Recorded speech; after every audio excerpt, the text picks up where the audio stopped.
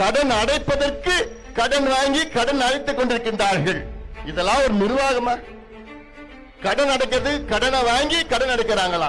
உங்களுக்கு எல்லாம் நிர்வாகம் தெரியல, வீட்டுக்கு போங்கய்யா, எங்க கிட்ட கொடுங்கய்யா, எங்களுக்கு தெரியும்யா. 2 ஆண்டு காலத்தில் என்ன செய்யணும்னு எங்களுக்கு தெரியும்யா. இந்த கிரானைட் கொள்ளை, மணல் கொள்ளை, தாது மணல் கொள்ளை, இப்படி ஆற்று மணல் கொள்ளை, இது போன்ற சவுடு மணல் எல்லாத்தையும் கொள்ளடிச்சுக்கிட்டு, இதெல்லாம் நம்முடைய இயற்கை வளங்கள் கொள்ளடிச்சுக்கிட்டு இதெல்லாம் பார்த்தா கணக்கு காட்டுறாங்க. இதெல்லாம் எவ்வளவு பேசலாம். இதெல்லாம் நீங்கள் நினைத்து பாருங்கள்.